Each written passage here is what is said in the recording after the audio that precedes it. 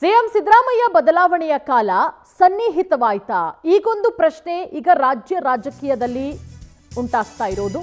October ತಿಂಗಳಲ್ಲಿ CM ಬದಲಾವಣೆ ನಿಶ್ಚಿತಾನ? ಯಾಕಂದ್ರೆ ಸಿಎಂ ಬದಲಾವಣೆಯ ಕೂಗು ರಾಜ್ಯದಲ್ಲಿ ಬಹಳ ಜೋರಾಗಿ ಕೇಳಿ ಬರ್ತಾ ಇದೆ. ವಾರ್ನಿಂಗ್ ಮೂಲಕ ಬದಲಾವಣೆಯ ಸುಳಿವು ಕೊಟ್ರ ಮಲ್ಲಿಕಾರ್ಜುನ ಖರ್ಗೆ ಅವರು. ಬದಲಾವಣೆ ಯಾವಾಗ ಮಾಡಬೇಕು ಅನ್ನೋದು ಗೊತ್ತಿದೆ. ಅವ್ರು ಹೇಳೋ ಮಾತಲ್ಲಿ ಬಹಳ ಸ್ಪಷ್ಟವಾಗಿ ಗೊತ್ತಾಗತ್ತೆ.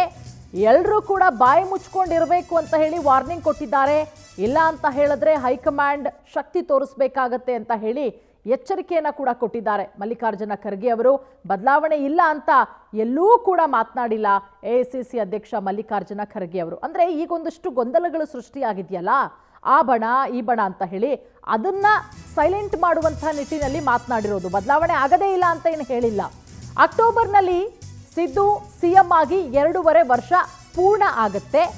ಅಕ್ಟೋಬರ್ನ ಬಳಿಕ ಡಿಸಿಎಂ ಡಿಕೆ ಶಿವಕುಮಾರ್ ಅವರಿಗೆ ಪಟ್ಟಾಭಿಷೇಕ ಆಗತ್ತಾ ಅನ್ನುವಂತಹ ಒಂದಷ್ಟು ಚರ್ಚೆಗಳು. ಖರ್ಗೆ ಎಚ್ಚರಿಕೆಗೆ ಸಿದ್ದರಾಮಯ್ಯ ಆಪ್ತರು ಗಪ್ಚುಪ್ ಆಗ್ತಾರಾ? ಸ್ವಲ್ಪ ದಿನನ ಅಥವಾ ಮತ್ತೆ ತಮ್ಮ ವರಸೆಯನ್ನ ತೋರಿಸ್ತಾರಾ? ಖರ್ಗೆ ಎಚ್ಚರಿಕೆಗೆ ಸಿಡಿಮಿಡಿಗೊಂಡಿದ್ದಾರೆ ಸಿಎಂ ಸಿದ್ದು ಆಪ್ತರು. ಕೆಪಿಸಿಸಿ ಅಧ್ಯಕ್ಷರ ಬದಲಾವಣೆ ಗೊಂದಲ ಸೃಷ್ಟಿಸಿದ್ದೇ ವರಿಷ್ಠರು, ಗೊಂದಲ ಸೃಷ್ಟಿಸಿದ್ದೇ ಹೈಕಮಾಂಡ್ ಅಂತ ಹೇಳಿ ಸಿದ್ದು ಟೀಮ್ನವರು ಈಗ ಹೇಳ್ತಾ ಇರೋದು. ಈ ಬಗ್ಗೆ ಮತ್ತಷ್ಟು ಮಾಹಿತಿ ಕೊಡ್ತಾರೆ ನಮ್ಮ ಪ್ರತಿನಿಧಿ ಆನಂದ್. ನಮ್ಮ ಜೊತೆಗೆ ದೂರವಾಣಿ ಸಂಪರ್ಕಕ್ಕೆ ಜಾಯ್ನ್ ಆಗಿದ್ದಾರೆ. ಆನಂದ್, ಕಾಂಗ್ರೆಸ್ನಲ್ಲಿದ್ದಂತಹ ಒಂದಷ್ಟು ಬಣಬಡಿದಾಟ ಕಿತ್ತಾಟಕ್ಕೆ ಮಲ್ಲಿಕಾರ್ಜುನ ಖರ್ಗೆ ಅವರ ಎಂಟ್ರಿ ಆಗಿದೆ. ಫುಲ್ ಸ್ಟಾಪ್ ಇಡುವಂತಹ ಕೆಲಸ ಮಾಡಿದ್ದಾರೆ. ಅದು ಶಮನ ಆಗುತ್ತಾ ಅಥವಾ ಹಾಗೆ ಕಂಟಿನ್ಯೂ ಆಗುತ್ತಾ ನೋಡಬೇಕು ಮುಂದಿನ ದಿನಗಳಲ್ಲಿ.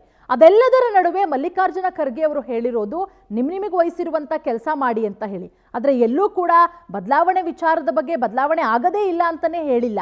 ಸೊ ಹಾಗಾಗಿ ಮುಂದಿನ ದಿನಗಳಲ್ಲಿ ಏನೆಲ್ಲ ಬದಲಾವಣೆಗಳಾಗಬಹುದು ಅಂತ ಹೇಳಿ. ಪೂರ್ಣಿಮಾ, ಇಲ್ಲಿ ಒಂದು ಮಾತು ಸ್ಪಷ್ಟವಾಗಿದೆ. ಇಲ್ಲಿ ಪ್ರಮುಖವಾಗಿ ಬದಲಾವಣೆ ಇಲ್ಲ ಅಂತ ಖರ್ಗೆ ಅವರು ತಮ್ಮ ಮಾತಿನಲ್ಲಿ ಎಲ್ಲೂ ಕೂಡ ಹೇಳಿಲ್ಲ. ಆ ಮೂಲಕ ಸಿದ್ದರಾಮಯ್ಯ ಆಪ್ತರಿಗೆ ಎಚ್ಚರಿಕೆ ಕೊಡ್ತಾನೆ ಮುಂದೆ ಸಿಎಂ ಬದಲಾವಣೆ ಬಗ್ಗೆ ಸುಳಿವನ್ನ ಕೊಟ್ಟಿರ್ತಕ್ಕಂಥದ್ದು. ಬದಲಾವಣೆಯನ್ನ ಯಾವಾಗ ಮಾಡ್ಬೇಕು, ಏನ್ ಮಾಡ್ಬೇಕು ಅಂತ ಹೈಕಮಾಂಡ್ ನಾಯಕರಿಗೆ ಗೊತ್ತಿದೆ.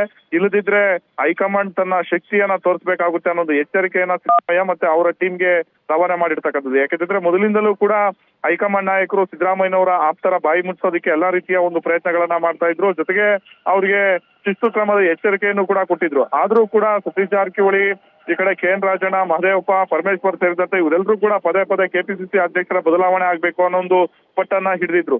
ಈಗ ಖುದ್ದು ಖರ್ಗೆ ಅವರು ಇವ್ರಿಗೆ ವಾರ್ನನ್ನ ಮಾಡಿರ್ತಕ್ಕಂಥದ್ದು. ಜೊತೆಗೆ ಅಕ್ಟೋಬರ್ ತಿಂಗಳಲ್ಲಿ ಸಿದ್ದರಾಮಯ್ಯನವರು ಸಿಎಂ ಆಗಿ 2.5 ವರ್ಷ ಪೂರ್ಣ ಆಗುತ್ತೆ.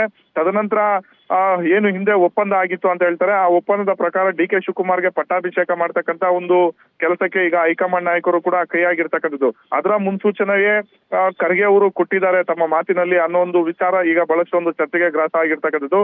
ಜೊತೆಗೆ ಖರ್ಗೆ ಅವರ ಒಂದು ವಾರ್ನಿಂಗ್ ಏನಿದೆ, ಇದಕ್ಕೆ ಸಿದ್ದರಾಮಯ್ಯ ಆಪ್ತರು ಕೂಡ ಒಂದ್ ರೀತಿ ಸಿಡಿಮಿಡಿಗೊಂಡಿರ್ತಕ್ಕಂಥದ್ದು. ಯಾಕೆಂದ್ರೆ ಕೆಪಿಸಿಸಿ ಅಧ್ಯಕ್ಷರ ಬದಲಾವಣೆ ಮಾಡ್ತೀವಿ, ಲೋಕಸಭೆ ಎಲೆಕ್ಷನ್ ಆದ್ಮೇಲೆ ಬದಲಾವಣೆ ಮಾಡ್ತೀವಿ ಅನ್ನೋದು ಮಾತನ್ನ ಸ್ಪಷ್ಟವಾಗಿ ಹೈಕಮಾಂಡ್ ನಾಯಕರು ಹೇಳಿದ್ರು. ಆದ್ರೆ ಲೋಕಸಭೆ ಎಲೆಕ್ಷನ್ ಆಗಿ ಇಷ್ಟು ದಿನ ಆದ್ರೂ ಕೂಡ ಯಾಕೆ ಇನ್ನ ಬದಲಾವಣೆ ಮಾಡಿಲ್ಲ ಅನ್ನೋ ಮಾತನ್ನ, ಒಂದು ಪ್ರಶ್ನೆಯನ್ನ ಸಿದ್ದರಾಮಯ್ಯ ಆಪ್ತರು ಮಾಡ್ತಾ ಇರ್ತಕ್ಕಂಥದ್ದು.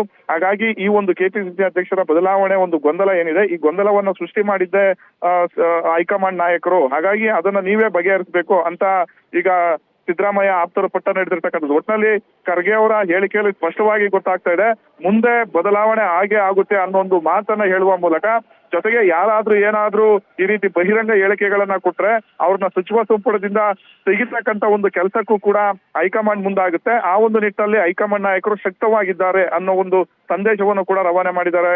ಪೂರ್ಣಿಮಾ, ಥ್ಯಾಂಕ್ ಯು ಆನಂದ್ ತಮ್ಮೆಲ್ಲ ಮಾಹಿತಿಗಾಗಿ.